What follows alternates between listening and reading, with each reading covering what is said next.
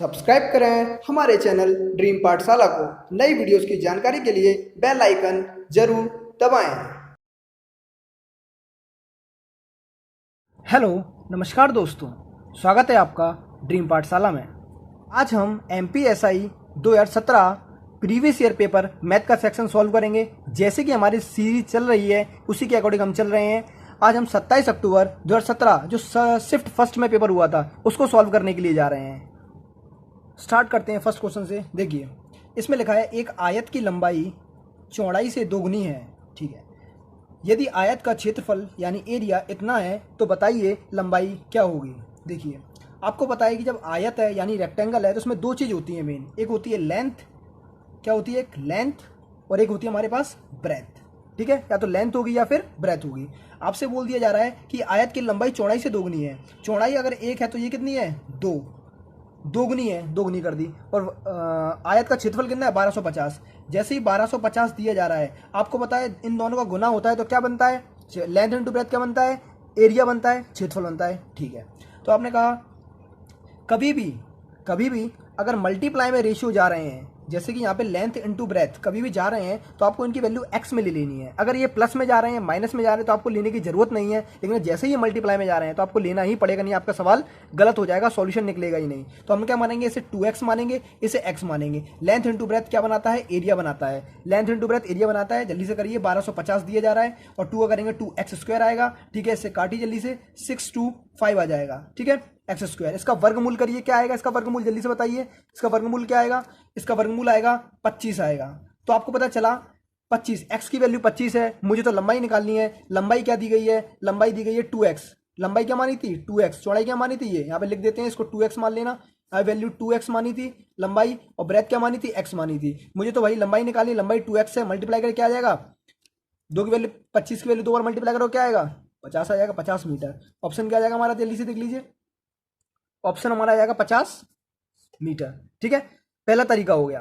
अब इसको हम दूसरे तरीके से कैसे कर सकते हैं, देखिए ऑप्शन, इसको मैं दूसरा जो तरीका है वो ऑप्शन से है। देखो कैसे, आपने अगर एरिया है, एरिया क्या होता है जल्दी से बताइए, एरिया होता है लेंथ इंटू ब्रेथ। कुछ भी आपकी लेंथ कोई होगी, मान लीजिए कुछ भी लेंथ हो आपकी, तो आपकी अगर कोई भी लेंथ है वो एरिया को काटेगी। कोई भी ब्रेथ होगी वो भी एरिया को काटेगी। आपने कहा समझ में नहीं आया, नहीं आया तो आइए देखिए मैं आपको समझाता हूँ कैसे। जैसे कि मैंने कहा 6 है, 6 के फैक्टर बताइए क्या है, 2 इंटू 3। ठीक है, 2 इंटू 3। इसका मतलब क्या है, मैं क्या बताना चाह रहा हूँ कि जो 6 संख्या है वह 2 से भी कटेगी और जो 6 संख्या है वह 3 से भी कटेगी। देखो कट रही है, नहीं कट रही है, 3 कट रही, नहीं कट रही, 2 बिल्कुल भाई कट रही है। सेम ऐसे ही यहाँ पे है। अगर लेंथ इंटू ब्रेथ है तो लेंथ भी इसको काटेगी, ब्रेथ भी इसको काटेगी। हमें निकालना क्या, लंबाई। मैंने मान ली 40 लंबाई है। ठीक है, तो आपने कहा देखिए एरिया को क्या काट रही है, क्या मैंने काट के देखा जल्दी से, भाई ये तो कट ही नहीं रही है, तो ये लंबाई नहीं हो सकती। पहला ऑप्शन लिया। दूसरा ऑप्शन देखते हैं।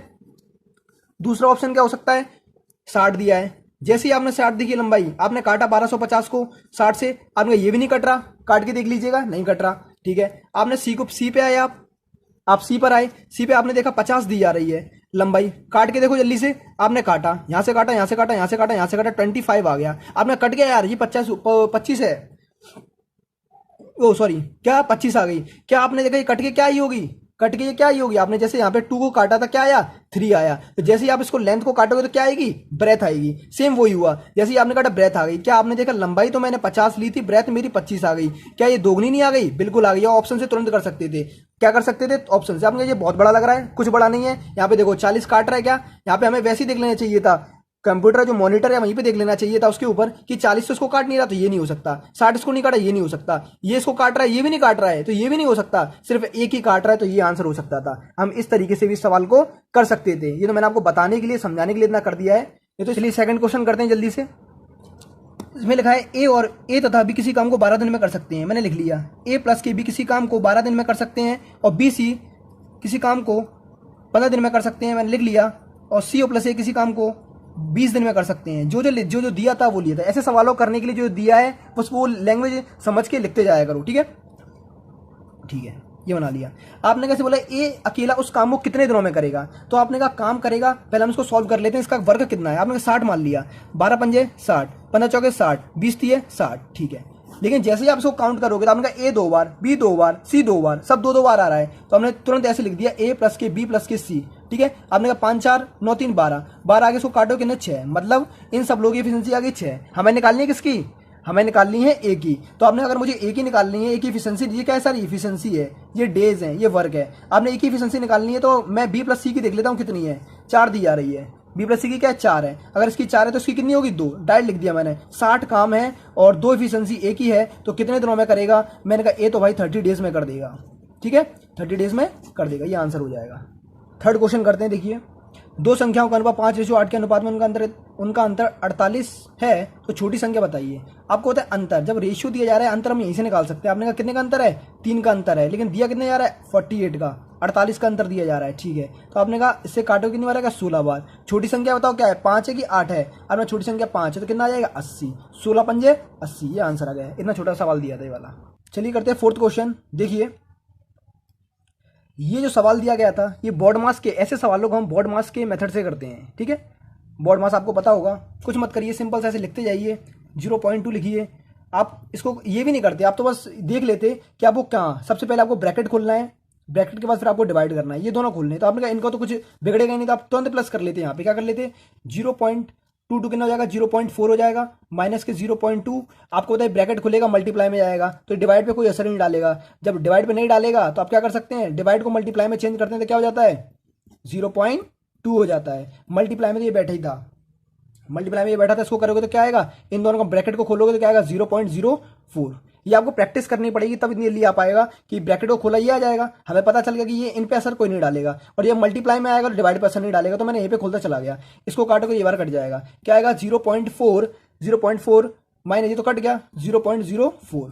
सॉल्व करो इसको जल्दी से, माइनस करोगे आंसर हमारा क्या आ जाएगा 0.036। करके देख लेते हैं, जिनको नहीं आता मैं बता देता हूँ। 0.04 630, ये आंसर आ गया। तो क्वेश्चन देखिए, इसमें लिखा था 1/3 4/7 और 2/5 आरोही क्रम।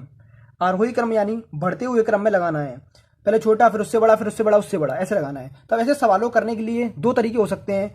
इसको सवालों करने के लिए या तो आप इनके जो बेस हैं, जो एलसीएम है, जो डिनोमिनेटर है, इनको सेम बना लीजिए। ठीक है, सेम बना सकते हैं। अगर आप इतना भी नहीं करना चाहते, आप बस तुरंत डिवाइड दीजिए, वो भी पॉइंट की 1 डिजिट तक। जैसे कि इसको डिवाइड देंगे तो 0.3 आएगा, आपको पता है। इसको डिवाइड दोगे तो क्या आएगा, 0.0 लगा तो 0.75 जा 35, 0.5 आएगा। इसको दोगे तो क्या आएगा, 0.4 आएगा। ठीक है, अब बढ़ते, अब छोटे लगा, सबसे पहले आरोही क्रम लगाएंगे। सबसे पहले क्या आएगा, बढ़ते क्रम में छोटा फिर उससे बड़ा फिर उससे बड़ा, 0.3 आएगा, फिर आएगा 0.4 आएगा, फिर क्या आएगा 0.5 आएगा। आरोही क्रम देख लीजिएगा आप। देखिए 6 क्वेश्चन को, किसी राशि पर 4 वर्षों का साधारण ब्याज और उस राशि का 1/5 है। 4 वर्षों का कोई भी जो साधारण ब्याज है उस राशि का 1/5 है, तो ब्याज दर बताइए, रेट निकालनी है। ठीक है, तो आपको पता है कि जब 1/5 क्या होता है, 1/5 क्या होता है 20%। 1/5 क्या होता है 20%। तुरंत करने के लिए सवाल हम दो तरीके से करेंगे, पहला एक होता है जमीन पे रहने वाला और दूसरा हवा में रहने वाला। जो लोग हवा में रहते हैं उनके लिए वाला मेथड है, जमीन पे रहते हैं उनके लिए भी हम देख लेंगे। ठीक है, दो तरह सवाल करेंगे। देखिए आपको पता है कि ये 1/5 20% क्या है, रेट ऑफ इंटरेस्ट आ गया। आपको पता है ये कितने ईयर के लिए है, 4 साल के लिए। रेट इनटू ये बैठा है, यहाँ से काटोगे क्या आएगा, रेट इक्वल टू 5%। जो लोग बोलते हैं कि जल्दी करना है जल्दी करना है, वो जल्दी हो गया, 5% लगा दी। अब जिनको नहीं आता है, जो जमीन पे रहते हैं, उनके लिए आ जाइए। देखिए साधारण ब्याज उस राशि का 1/5 है, साधारण ब्याज राशि का 1/5 है, तो आपको पता है ये कहाँ जाएगा, डिवाइड में आ जाएगा। ठीक है, ये कहाँ जाएगा, डिवाइड में, इसको हटा दीजिए, ये कर दिया। तो आपको पता चला रेट निकालनी है। रेट का फॉर्मूला क्या होता है, 100 इंटू SI। SI तो यार 1 है, और आपने कहा प्रिंसिपल कितना है, 5 है, टाइम 4 है। ठीक है, 425 जा, 425 जा, नहीं गलती हो रही है, 100 इंटू SI 5 इंटू 4, 520 जा, सॉरी 520 जा, 20 पंजे 100 एंड 4 5 जा 20, रेट 5% आ गई।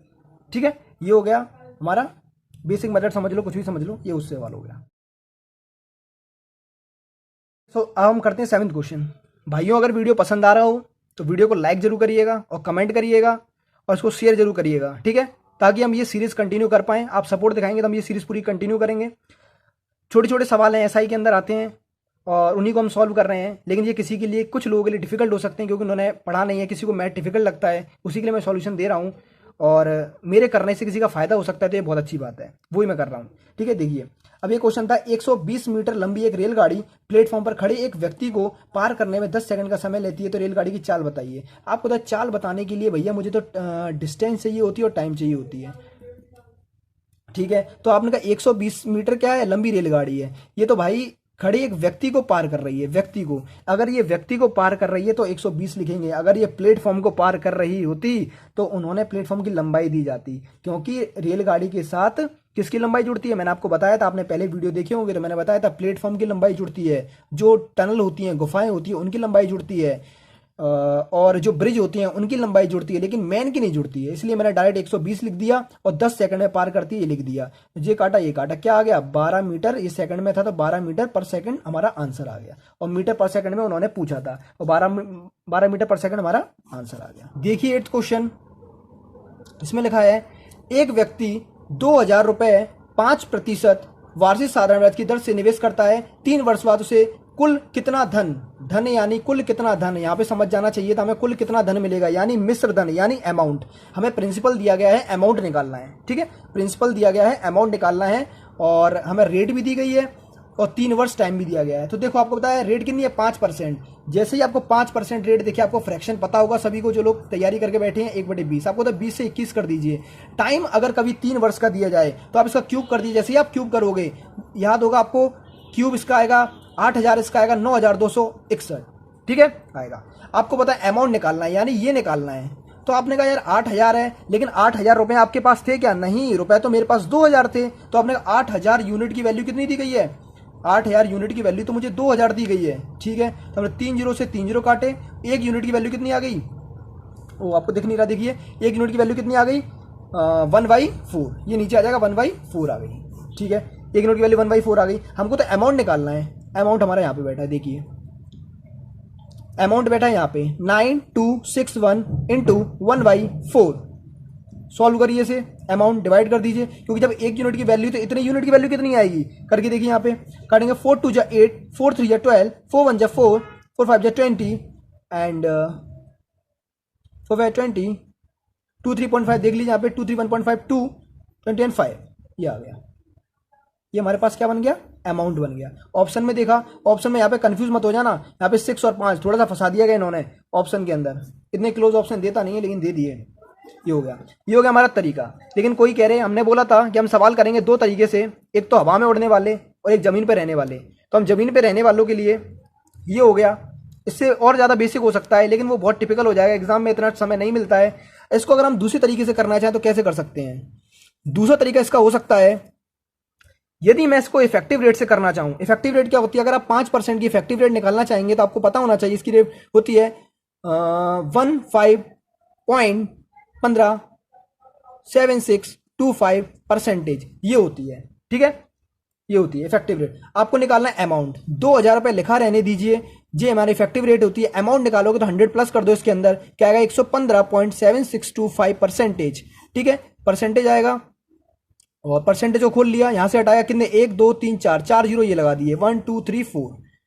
ठीक है, 3 जीरो से 3 जीरो काट दिए। ठीक है, अब यहाँ पे इसको सॉल्व करते जाइए आप, 2 का मल्टीप्लाई कर दीजिए यहाँ पे, 2 5 10 की 0 करेगी 1, 2 2 4 की 5, 2 6 12 की 2 करेगी 1, 2 7 14 की 5 करेगी 1, 2 5 11 की 1 करेगी 1, 2 1 2 ये 3 एंड 2 1 2, ये आ गया। ये आ गया, हमारा दूसरा क्वेश्चन है, ये आ गया। नीचे देखा 1000 आ गया। ठीक है, यहाँ पे देखिए 1 जीरो से 1 जीरो काटा, कितना आ गया? यहाँ पे लगा दिया, ये हमारे पास आ गया। देखो वही आ रहा है, नहीं आ रहा है? 2 3 1.5 आ गया। चाहे तो हम इफेक्टिव रेट से, ये हवा में करने वाले जो लोग बोलते हैं कि ये तो बहुत बेसिक से करा रहे हैं हवा में, आपके लिए सब मिलेगा, हवा वाला भी मिलेगा, जमीन वाला भी मिलेगा, बस साथ बने रहिए। देखिए 9th क्वेश्चन में कितना सिंपल क्वेश्चन जो कि दे दिया गया एसआई के अंदर, कुछ नहीं सिंपल, क्या हमें रेशियो निकालना था। देखिए हमको पता है, अब इसको क्या बताओ, A ratio B equal to 2 ratio 1, इसको लिखा है A ratio C equal to 1 ratio 3। आपको पता है जो चीज़ कॉमन होती है उसको कॉमन कर लेते हैं, जो चीज़ कॉमन होती है उसको कॉमन कर लेते हैं। आपने कहा A तो 2 है, यहाँ पे 2 नहीं है, तो यहाँ पे 2 का मल्टीप्लाई कर दो, 2 1 जा 2, 2 3 जा 6, 2 1 जा 2, 2 3 जा 2 3 जा 6। आपने कहा A और B और C का अनुपात क्या आ जाएगा? आपने कहा A 2 आ रहा है, B तो यहाँ पे 1 ही था, 1 लिख दिया, C यहाँ पे 6 था, 6 लिख दिया। सॉरी यहाँ पे मैंने 6 लिख दिया, इसलिए ये हमारा आ गया। सिर्फ 10 क्वेश्चन करेंगे ताकि वीडियो ज़्यादा बड़ा ना हो जाए और आपको बोरियत फील ना हो, इसलिए आज हम 10 क्वेश्चन ही करेंगे। नेक्स्ट वीडियो में इसके जो और क्वेश्चन आए हैं उनको सॉल्व करेंगे। ये वीडियो इतना लंबा इसलिए नहीं बनाया क्योंकि लोग पूरा वीडियो देखते नहीं हैं, इसलिए छोटा छोटा वीडियो बनाएंगे तो उनको भी देखने में आसानी होगी, मुझे बनाने में भी आसानी होगी, इसलिए हम 10 क्वेश्चन करके सॉल्व कर लेंगे। देखिए, शुगर के मूल्य में 20% की वृद्धि हो जाती है तो चीनी की खपत को कितना प्रतिशत कम करना होगा ताकि चीनी या माने चीनी पर जो खर्चा है वह अपरिवर्तित रहे, जो पहले था उतना ही रहे। देखिए 20% का आपको पता है फ्रैक्शन क्या होता है, बता देता हूँ, थोड़ा पेशेंस रखिए। 5 से 6 हो गया, ये हमारे पास क्या होता है, क्या है ये, मूल्य रेट, ठीक है। और ये था कंजप्शन, इन दोनों का मल्टीप्लाई क्या बनता है, इन दोनों का मल्टीप्लाई बनता है हमारा एक्सपेंडिचर बनता है, ठीक है, खर्चा बनता है। ये क्या है, मूल्य हो गया, ये खपत हो गया, मूल्य और खपत क्या हो गया, ये खर्चा हो गया, ठीक है। जो हिंदी मीडियम वाले उनको बता दे रहा हूँ, आपको तो खर्चा समान रखना है तो आपने कहा 6 से, जो खर्चा समान कभी बात आए तो जो मूल्य बढ़ रहा है उसको उल्टा कर दो। जैसे आप इसको उल्टा करोगे तो आपने कहा 6 पंजे 30, आपने कहा 6 पंजे 30, ठीक है बिल्कुल। तो आपसे पूछा खपत, ये खपत यानी कंजप्शन में कितनी कमी करनी पड़ेगी, आपने कहा 1 की कमी हो रही है। देखो जल्दी से आंखें खोलो अपनी, 1 कमी हो रही है लेकिन 6 पर हो रही है तो कितना हो जाएगा, 16 2/3%, ठीक है। इस सवाल को दूसरा तरीका क्या, इतना हमें करने की जरूरत ही नहीं थी, इसको हम ऐसे ही करते कि हमें पता है, क्या पता है कि 5 से 6 हो रही है और मुझे पता है खर्चा अपरिवर्तित करना है, इसको उल्टा ही करना पड़ेगा तो डायरेक्ट यहीं से कर देते, यहाँ से डायरेक्ट कर देते कि 1/6 पे कमी हो गई। हमें क्या करनी पड़ेगी, 1 की कमी। अगर मुझे दोबारा से यहीं पे पहुंचना है, अगर आप यहाँ से यहाँ तक आ गए, दोबारा से यहाँ पे जाओगे तो क्या करना पड़ेगा, आपने कहा यार 1 की कमी हो रही, 6 पे 1 की कमी होगी, खर्चा परिवर्तित करना पड़ेगा तो क्या होगा, आपको घट रहा था वो यहीं पे घटा लेना चाहिए था। 1 घट रहा है 6 पे, 100 पे कितना घटेगा, 100% पे कितना घटेगा, 16 2/3% घटेगा। आज हमने 10 क्वेश्चनों को सॉल्व कर लिया है। एमपीएसआई की जो 27 अक्टूबर को फर्स्ट शिफ्ट में पेपर हुआ था, आगे और जो क्वेश्चंस हैं उनको भी मैं सॉल्व कराऊंगा। बस आप इस वीडियो को पूरा देखिए, समझिए, कोई भी प्रॉब्लम आए आप नीचे कमेंट कर दीजिएगा। मिलते हैं नेक्स्ट वीडियो में, तब तक के लिए जय हिंद, जय भारत।